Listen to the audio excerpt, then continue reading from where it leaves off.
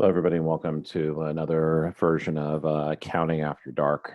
So we're looking here today at exercise 515. So we have prepare a statement of cash flows for Zubin Mehta Corporation. I probably just said that incorrectly. So here we're given, this is kind of a brief exercise. We got our balances is here from 2020 and then 2019. And so let's kind of go through and take a look at this. When we do a statement of cash flows, and I'll just go ahead and pause real quick. So there's a few different ways in terms of going through and doing the statement of cash flows. I'm going to be focusing on what they call the indirect method. But when we look at the statement of cash flows, you typically start out with your cash flows in terms of from operating, investing, and financing activities. And so that's and that's important for an investor because, you know, this is what we need to know is like, how is Tesla getting their cash? Now, the statement itself isn't really giving us new information. When I look right over here, you see that cash and cash equivalents beginning was 6.7 billion, ending was 9.1 billion. So in essence, when I look at my balance sheet, right? So when I'm like looking at these, and this is of course not giving me the right numbers, but it's partially because I'm looking at a quarterly report rather than the traditional one. So, but right over here, so what we're really trying to figure out is that how are we getting to how did we get to from our beginning to our ending cash balance? So the way I want to set this up, and this may seem to be a lot longer than you need for the problem, but hopefully this is going to help you. So the way I do cash flows is with T accounts. And so let's go ahead and start this here. What I will typically do is I'll create my large cash T account. And when I do this, I have operating, investing, and then financing activities. And it just seems if I'm going way too quickly, I have several different videos that you can watch in terms of how to go through and create a statement of cash flow. So I would strongly recommend you go through that. It does take some time, but at the end of it, you should have a pretty good grasp on cash flows. So here we've got Zubin Mehta Corporation, statement of cash flows for the year ended 12/31/20. And we're going to have cash flows from operating activities. We're going to have cash flows from investing activities. And underneath this, we're going to have total cash blank operating activities, total cash blank investing activities. And then we're going to have cash flows from financing activities.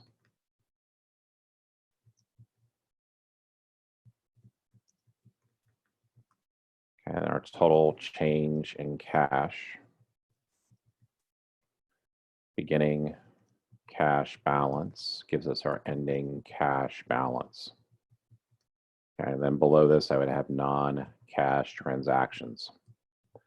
So this is really the skeleton or the structure of the statement of cash flows. And if I come back over here, you can kind of see I'm trying to kind of follow this pattern to a certain extent. You've got your non-cash transactions over here. You have your total change in cash. And so how much did cash actually change, right? So my ending cash balance, I'm going to drop out the zeros.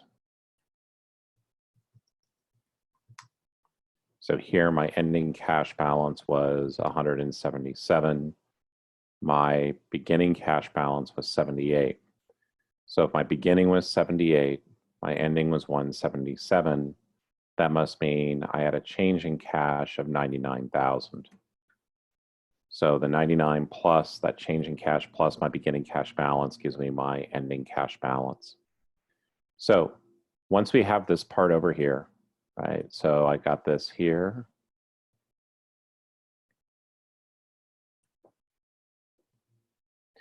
The next thing I'm going to go through and do is I'm going to create T accounts for the various different balance sheet accounts that are being listed out here.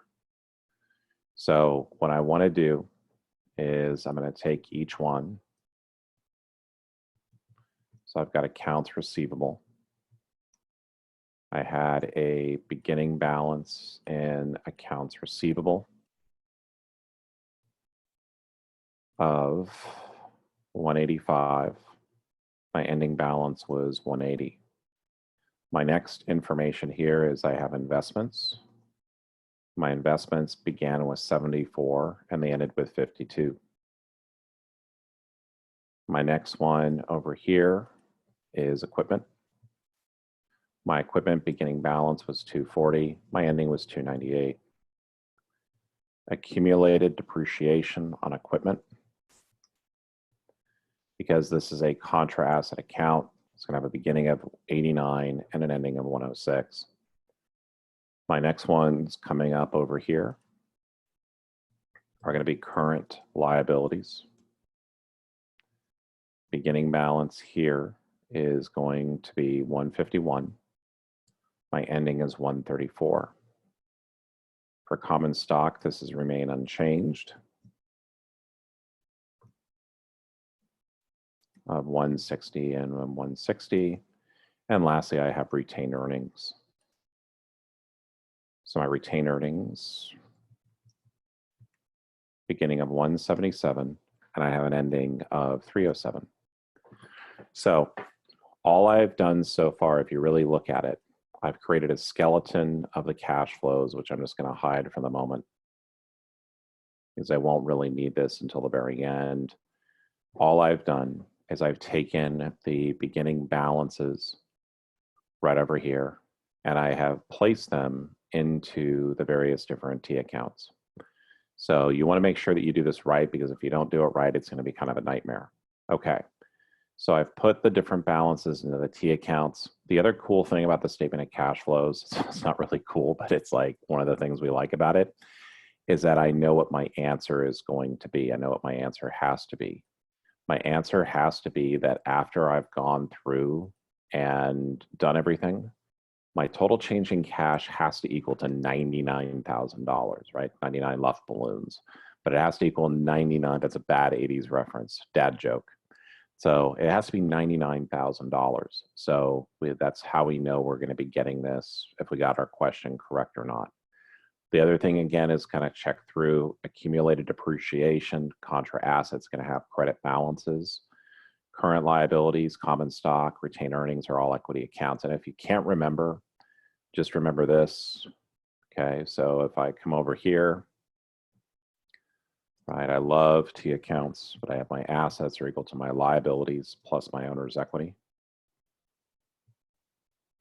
I have DC and I have ER, right? Assets typically have debit balances, increase with debits, decrease with credits. Liabilities and equity accounts typically have credit balance, increase with credits, decrease with debits. Okay, so now that I've done that, right? So what I'm going to do now is I'm going to deal with the additional information first. So the first thing it tells us that investments were sold at a loss of $10,000. Okay. So assuming no other activities in terms of investments, let's take a look at what happened with investments. So my investments went from 74 to 52, or this was a decrease of 22,000. Okay. So I sold investments. So investments were sold.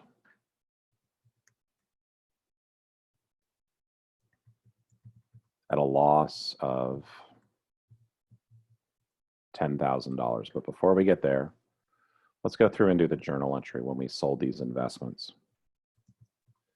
Now, when I sold these investments, I had to take the investments off my books. So basically, if I sold them, it went from the actual carrying value went down from 74 to 52, or here, a decrease of 22. The second thing I need to do is if it was at a loss, right, it basically means that I'm going to have, I didn't receive $22,000 in cash. The amount of cash I received was $12,000 because if my loss was 10, that's how I'm determining my cash. So a 22 carrying value minus a $10 loss is equal to cash proceeds. Okay. Okay. So I'm just going to do right here, though, too quick, is I'm going to go ahead and undo this part up here just because it's going to kind of, I want to say I messed it up, but I was just showing that how do we get from 74 to 52? We had a decrease of 22. So what my rule is with some of the, when we're dealing with the additional information for like transactions like this, if we had a sale of equipment, something along those lines, what I'm going to do is I'm going to go ahead and post this directly into the T accounts. So right over here, what I'm going to do is I'm going to take this information and I'm going to post it into the T accounts. Now, some of you have never seen investments before, but you've seen things like equipment sales. So it's essentially the same thing. What we're going to do is we're going to take our investment amount. We're going to go ahead and put this over here as a credit to investments because we sold those investments. The next thing I'm going to do up here is I'm going to say up here a basic like cut my cash proceeds sale of investments. So I'm going to show this over here as a debit to cash because that's the amount of money that I received after selling those investments.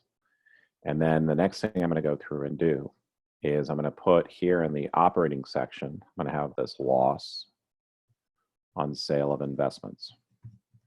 And this is very, very similar to when you have a sale of equipment, which we'll probably be looking at a little bit later. But as of right now, this is kind of how we would go through and do it. So if you have additional information, my thought and suggestion is you go through, you do a journal entry for that particular transaction, and then you go through and post it. Okay, so we've dealt with that so far, and let's see if we have additional information. So investments were sold at a loss of 10,000. No equipment was sold, so we don't have to deal with anything here. We didn't know that that's going to be a pure purchase. Cash dividends paid were 30,000.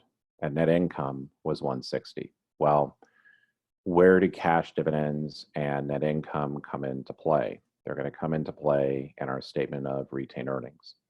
So for this point, for this purpose here, my net income, right, if we look at our statement of retained earnings, we've got beginning plus net income less dividends is ending retained earnings. So if I put this in the form of a T account, if my beginning is 177, my ending is 307, that must mean my net income was 160, and then my cash dividends paid were 30. Does this work? Well, let's just see real quick. So I got 177 plus 160 minus 30 gives me 307. Okay. Now, when it comes to doing this, my rule is I'm going to be doing the opposite to cash. So if I'm crediting retained earnings here, I'm going to debit cash, and where net income goes is going to be in the operating section. So my net income is going to be 160. And then for my second part right over here, this 30,000, this is going to be a dividend. Dividends go into the financing section. I'm going to do the opposite to cash. We'll put this 30 right over here. And payment of dividends. Okay. So right over here is 30,000. Okay. And one thing that's really important is that obviously on the statement of retained earnings, we're dealing with dividends declared. Here, we're really dealing with cash dividends paid. I'm more concerned about the cash, but there's nothing here about declared, paid. That sounds like something I would not test on. Okay, so we've dealt with all the additional information. Now what we're going to do is we're going to go through the remaining parts of the T accounts to figure out how to get things to balance. So what I do is I say my beginning AR balance is 185, my ending was 180. To get this to balance, I need a credit of 5 to accounts receivable. Similar to the methodology we're using here, I'm going to be doing the opposite to cash, okay? However, when it comes to describing what happens to accounts receivable, I would call this a decrease in accounts receivable, okay? And so over here, again, what I do, because I have it in the T accounts, right? So just taking a step back again. First step, I draw my skeleton. I know that my total cash changed by $99,000. The next thing I do is I wrote out all these T accounts. Okay, so I've written all these T accounts out. The third thing I did was I dealt with the additional information first. Right, so I took over here. I had a sale of investments at a loss of 10. So I've gone through and I've dealt with that. Note here that generally when you have a gain or a loss on a sale of equipment or investments, we're going to be putting it into the operating activity section. The cash proceeds stays in investing. The next part here is I'm going through now and analyzing the various accounts. So I come down over here to equipment. So what do I need to do to balance equipment? Well, 298 less 240 is going to be 58,000. Following the same methodology, I'm going to do the opposite to cash. And when I purchase equipment, this is going to go into my investing section.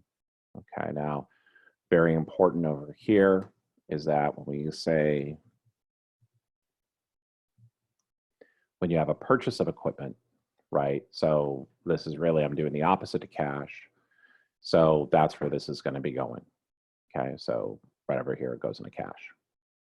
Okay, now had I bought this equipment by issuing a note payable, that would be a non-cash transaction and that would go below, but we're not in that situation. Okay. Accumulated depreciation on equipment. It went from 89 to 106. To get this to balance, I need an amount over here of 17,000. Now, as we know, when we're crediting accumulated depreciation for 17,000, what's going to be causing this increase? It is going to be depreciation expense. Now, over here, when you do this part here, choose a different color. So what happens with this is that I do the opposite to cash. I do not call this an increase in accumulated depreciation. Just like I didn't call this an increase in equipment, I call this a purchase of equipment. So here, I'm going to label this what it is, which is depreciation expense. Okay. My next one here is current liabilities. So to get this one to balance, I'm going to need a debit of 17. So if this is a debit of 17, let's try a lighter color. This here is a debit 17. I'm going to do the opposite to cash. And over here, this is going to be called a decrease in current liabilities.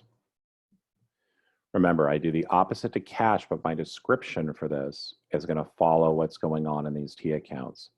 A decrease in accounts receivable, a decrease in current liabilities. So once I've done this, now I hope and pray to the accounting gods or whatever else you want to pray to that I did this correctly. So what we're going to do is we are going to go ahead now and let's go ahead and take a look at this. So what I'm going to do here is I'm now going to total everything up. So when I total up everything from operating activities, I get a total of 160 plus 10 plus 5 plus 17 minus 17. Okay, so I got a 175 debit. So this is going to be total cash provided by operating activities because it is a debit. Conversely, when I look at both in the financing section and investing, here I've got 12 and 58. So my total cash used in investing activities is going to be 46,000. My total cash used in financing activities is going to be 30,000. Now for the big reveal without fireworks. So right over here, what I need to do is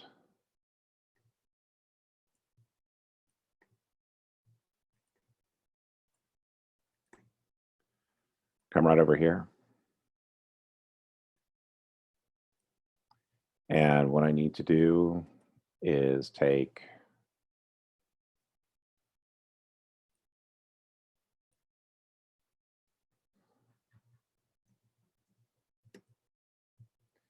so what I've done now is that my total change in cash is 99,000, right? Because I have provided by operating, used in investing, used in financing. So when I come over here, unhide my columns, now I've got this part here is a total here of 99,000, so that balances.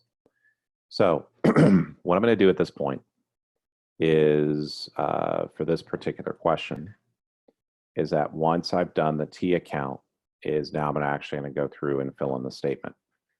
So I start here with net income. My net income is 160. Now, and when you're actually doing this in practice, you would say adjustments to reconcile net income or loss and net cash provided by operating activities. So I'm not going to make you write that out, but you may need to do it at some point in time or another, but not for my class. So you're going to have loss on sale of investments. You're going to have a decrease in AR.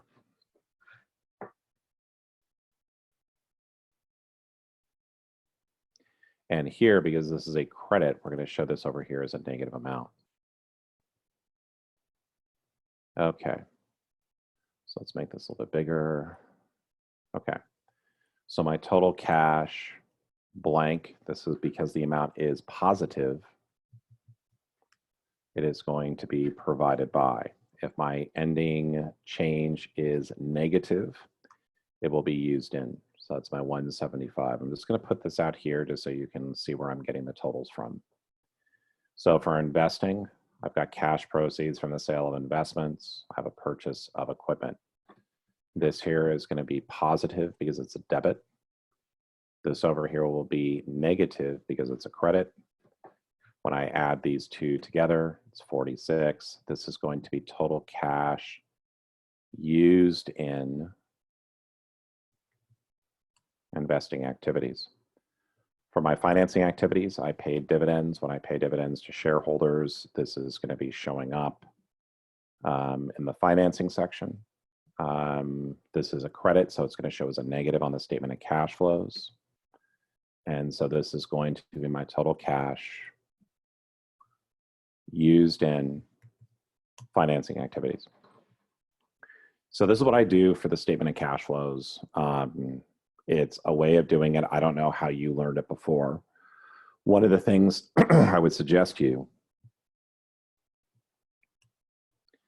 is coming over here, and if you don't understand it, one of the things that I've done is go to intermediate accounting. This is obviously for fall of 2020. So if you're taking my class in 2021 or beyond, probably look the same. I don't know.